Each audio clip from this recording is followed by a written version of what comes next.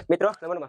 आज हम लेकर के आए हैं संधि, जो संस्कृत में बहुत ही इंपॉर्टेंट यानी 5 से 6 क्वेश्चन पूछा जाता है। संधि क्या यानी संस्कृत के अलावा हिंदी से भी क्वेश्चन पूछे जाते हैं। यदि आप संस्कृत में अच्छी प्रकार से समझ लेते हैं, तो हिंदी में भी आपके क्वेश्चन सारे क्वेश्चन बन जाएँगे। देखिए संधि, संधि ये पुल्लिंग शब्द है। संधि जो होते हैं सम, उपसर्ग, पूर्वक, धातु धातुओं की प्रत्यय से बना है संधि। पूछता है संधि में कौन सा उपसर्ग है? तो सम उपसर्ग है, धा धातु है और की प्रत्यय है और इसका अर्थ होता है संधि। क्या होगा? संधि। अब पूछेगा संधि का अर्थ क्या होता है? तो संधि का अर्थ होता है मिलना। संधि का अर्थ होता है मिलना। यहाँ से 1-2 क्वेश्चन और आता है कि संधि में किसका मेल होता है? यानी संधि में किसका मेल होता है? तो संधि में वर्णों का मेल होता है। और देखिए और एक बार आता है समास। समास में किसका मेल होता है? तो समास में पदों-पदों का मेल होता है। एक क्वेश्चन आ रहा था वाक्य कारक में, यानी कारक। कारक में किसका मेल होता है? तो कारक में वाक्यों का मेल होता है। वाक्यों का मेल, यानी वाक्यों का मेल इसमें होता है पदों का मेल। और संधि में किसका होता है? वर्णों का मेल। वर्णों का मेल होता है। ये टॉपिक को याद रखना, ये पूछा जाता है। ये भी क्वेश्चन पहले ही पूछे गए हैं। संधि में किसका मेल होता है? तो संधि में वर्णों का मेल होता है। समास में किसका मेल होता है? समास में पदों का मेल होता है। और कारक में किसका मेल होता है? तो कारक में वाक्यों का मेल होता है। ये आप समझ गए होंगे? देखिए, अभी हम लोग चलते हैं संधि। संधि का अर्थ होता है मिलना बताएँ अभी। यानी 2 वर्ण आपस में मिलते हैं, एक नया वर्ण बनते हैं, उसे ही हम लोग कहते हैं संधि। देखिए, संधि क्या होता है? संधि की परिभाषा संधि, इसका परिभाषा संस्कृत में परः सन्निकर्ष संहिता। परः सन्निकर्ष संहिता है। और इसका हिंदी क्या होता है? हिंदी होता है 2 वर्णों के परस्पर मेल से जो विकार, विकार मतलब होता है वर्ण परिवर्तन। यानी विकार करते तो 2 वर्ण आपस में मिलेंगे, उसके मिलने के बाद एक नया वर्ण बनेंगे, उसी को बोलते हैं विकार। उत्पन्न होता है उसे संधि कहते हैं। यानी इसका होगा 2 वर्णों के परस्पर मेल से जो विकार उत्पन्न होता है उसे संधि कहते हैं। ठीक है? देखिए, एक एग्जांपल के माध्यम से समझाते हैं तो आपको अच्छी प्रकार से समझ में आ जाएंगे। लिखे हुए एक हिमालय, हिमालय लिखे हुए। देखिए, हिमालय कैसे बनाएँ इसको? देखिए, एक लिखा है, एक शब्द है हिम प्लस आलय, तो हिमालय कैसे बना? देखिए, हिम के अंत में क्या है? तो हिम के अंत में है अ।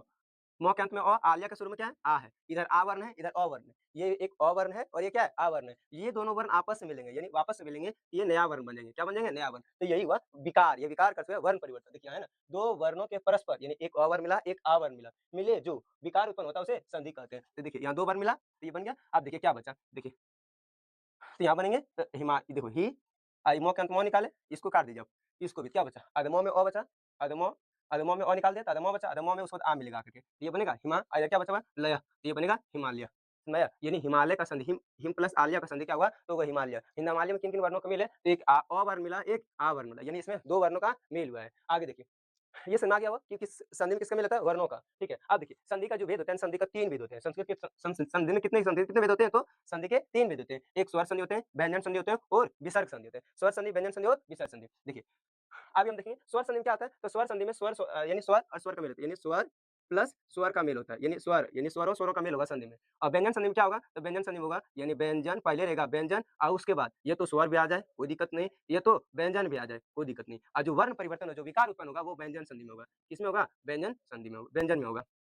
बोले तो व्यंजन वर्ण में होता है, ठीक है? देखिए, स्वर में पसंद आया, ये स्वर में किसका मेल होगा? यानी स्वर और स्वरों का मेल होगा। व्यंजन में किसका मेल होगा? पहले पर वर्ण यानी पूर्व वर्ण में व्यंजन रहेंगे, पर वर्ण में स्वर या व्यंजन कोई रह सकते हैं। अगला देखिए विसर्ग संधि। विसर्ग संधि में क्या रहेंगे? पहले रहेंगे विसर्ग, विसर्ग के बाद इधर या तो स्वर आ जाए या व्यंजन आ जाए, स्वर या व्यंजन। तो जिसमें विकार उत्पन्न होगा यानी वर्ण परिवर्तन होगा, तो होगा विसर्ग में वर्ण परिवर्तन होगा, तो उसको बोलेंगे विसर्ग संधि। ये भी क्वेश्चन पूछा गया है कि स्वरों स्वरों का मेल क्या कहलाता है? कौन सा संधि होता है? देखिए स्वर संधि होता है, व्यंजन संधि होता है, विसर्ग संधि होता है। तो स्वरों स्वरों का जो मेल होगा तो स्वर संधि, पहले व्यंजन उसके बाद स्वर या व्यंजन रहेगा तो व्यंजन संधि, विसर्ग संधि। विसर्ग संधि में सबसे पहले विसर्ग होना चाहिए, उसके बाद स्वर या व्यंजन तो विसर्ग संधि हो जाएंगे। ठीक है? आगे देखिए टॉपिक अगला है क्या? यानी स्वर संधि किसे कहते हैं? अभी हम लोग पढ़े थे संधि के कितने भेद है? तो 3 भेद है। आगे हम इसमें सब पढ़ रहे हैं हम लोग स्वर संधि। स्वर संधि किसे कहते हैं? स्वर संधि तो यहाँ होगा 2 स्वर वर्णों के। देखिए सिंपल ये भी परिभाषा सेम था। इसमें खाली हम सिंपल 2 जोड़ दिए हैं। यानी इसमें बोलेंगे 2 स्वर वर्णों के मेल से जो विकार, विकार मतलब वर्ण परिवर्तन यानी विकार उत्पन्न होता है उसे स्वर संधि कहते हैं। देखिए, एक पहले देख लीजिए फिर हम आपको समझाते हैं आगे। देखो स्वर संधि भी इसके अंत में क्या है? आ।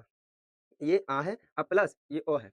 एक आवर इधर ये भी स्वर है, एक आवर ये इधर स्वर है। देखिए इसको बोल सकते हैं हम लोग पूर्व, पूर्व इसको बोल सकते हैं पर मतलब बाद वाला। तो पूर्व में भी आ है और पर में भी क्या है? आ है। ये दोनों वर्ण आपस में मिलेंगे, यानी ये भी स्वर है और ये भी क्या है? स्वर है। ये दोनों वर्ण आपस में मिलेंगे तो ये बन जाएँगे आ। इसको हम आगे पढ़ाएँगे आ ये कैसे बन जाता है, तो आगे सूत्र के माध्यम से बताएँगे। अब सिंपल ये लिखना है कि स्वर संधि में किसका मेल होता है? तो देखिए एक आ स्वर है, एक अ स्वर है। ये दोनों स्वर जब बना तो ये बन गया क्या? आ बन गया। अब कंडीशन है, आपको देखिए इसको काटिए, यानी आ को खत्म कीजिए, इसको भी खत्म कीजिए, ये अ, इसमें द्या के अंत में अ था, इसको भी खत्म कीजिए। अब क्या बना? देखिए ये बना वी अद अदद्यो अदद्यो अपना अन्य क्या वर्ण बना था? आ बना था। तो हो गया क्या? दिया हो गया। इधर सिर्फ क्या बचा था? थी बचा था। ये बनेगा विद्यार्थी। बन गया विद्यार्थी। इसमें ये कंडीशन ये सिर्फ समझना अभी कि इसमें भी आ है, इधर में क्या है? आ। यानी 2 स्वर वर्ण बनते हैं तो ये क्या बन गया? नया वर्ण बन गया। और देखिए यहाँ स्वरों स्वरों का मेल हो रहा है, इसलिए स्वर संधि। एक और एग्जांपल हम लोग समझते हैं। सु प्लस आगतम। सु प्लस आगतम से क्या बनेगा? देखिए सु के अंत में क्या है? उ है। इधर क्या है? आ है। देखिए इधर पूर्व वर्ण, पूर्व में भी स्वर है, पूर्व में भी स्वर है और पर में भी क्या है? स्वर है, दोनों में स्वर है। अब देखिए दोनों जब स्वर वर्ण मिलेंगे ना, तो इसके स्थान पर वर्ण परिवर्तन हो जाएंगे, यानी उ का हो जाएंगे व, अब व प्लस आ। जब मिलेंगे तो ये बन जाएँगे वा बनेंगे। ये कैसे बनेंगे फिर आगे कंडीशन इसको बताएँगे सूत्र के माध्यम से। अब देखिए, इसको अच्छे से समझ में आएगा तो इसको पहले आप काट दीजिए। नया वर्ण जो बना उसको रखिए, ये भी काटिए, इसको भी काटिए, इसको भी काटिए, ऊ को भी काटिए, आ को भी काटिए। तब देखिए अब क्या बना? तो बचा आधा 100 बचा, आधा 100 ही बचा इसमें क्योंकि 100 में ऊ था, ऊ को निकाल दिया, आधा 100 बचा। इधर क्या था? वा, तो वा हो गया। इधर क्या है? सिंपल गतम है, तो ये बना गतम, स्वागतम। ये स्वर संधि का उदाहरण था, ठीक है? देखिए, इधर इधर भी था, स्वर दोनों था। इधर भी देखिए स्वर है, इधर भी क्या है? स्वर है। यानी पूर्व और पर दोनों में क्या है? स्वर है। एक नया वर्ण बना, ये वा बन गया। ये बन गया स्वागतम। देखिए, यहाँ से क्वेश्चन आगे पूछने लगे कि सु प्लस आगतम के संधि क्या होगा? तो ये होगा संधि होगा स्वागतम। इसको बोलते हैं संधि। ये हो गया संधि और ये जो दिखा अलग-अलग जो है ये संधि विच्छेद है। ये दोनों को बोलेंगे हम लोग संधि विच्छेद और ये होगा संधि। पूछेगा सु प्लस आगतम में किन-किन वर्णों का मेल हुआ है? तो एक बोलेंगे एक अ वर्ण का मेल हुआ है, उ वर्ण का मेल है, एक आ वर्ण का, उ और आ वर्ण का मेल है। ठीक है? ये बना संधि। अब देखिए, अब कुछ और देखना है। देखिए, अभी हम लोग पढ़े थे संधि के कितने भेद हैं? तो संधि के 3 भेद हैं। अब हम लोग पढ़ेंगे स्वर संधि, व्यंजन संधि और विसर्ग संधि। अब देखेंगे हम लोग स्वर संधि के कितने भेद हैं? देखिए, यानी स्वर संधि। स्वर संधि के एक रोमन नंबर 1 स्वर संधि पढ़े थे। स्वर संधि कितने भेद हैं? तो स्वर संधि के 5 भेद हैं। ये क्वेश्चन पूछे कि संधि के कितने भेद? तो 3 और जब ये पूछे कि स्वर संधि के कितने भेद? तो 5 भेद हैं। समझ में आया यहाँ तक आपको? अब इसका हम पाँचों का नाम हम बता देते हैं। देखिए, स्वर संधि के 5 गो कौन-कौन सा है? पहला है दीर्घ संधि। दीर्घ संधि। पहला नाम क्या है? तो दीर्घ संधि। इसका सूत्र था अप सवर्ण दीर्घ। दूसरा है गुण संधि। गुण संधि। इसका सूत्र था आद गुना। तीसरा है वृद्धि संधि। तीसरा है वृद्धि संधि। वृद्धि रेचि इसका सूत्र होता है। चौथा है यन संधि। चौथा होता है यन संधि और पाँचवाँ होता है अयादि संधि। अयादि संधि इस प्रकार से होते हैं। आगे हम टॉपिक लेकर के आएँगे हम लोग अगले दिन दीर्घ संधि किसे कहते हैं? सुनिए, देखिए एक क्वेश्चन यहाँ से पूछेगा कि संधि के कितने भेद? तो 3 भेद और जब ये पूछे कि स्वर संधि के कितने भेद? यहाँ बता रहे हैं तो इसका बताना है 5 भेद, ना कि 3 भेद। ये 2 बात पर ध्यान देना है। ठीक है? आज के लिए इतना ही, फिर हम एक नई वीडियो के साथ मिलेंगे। नमो नमः।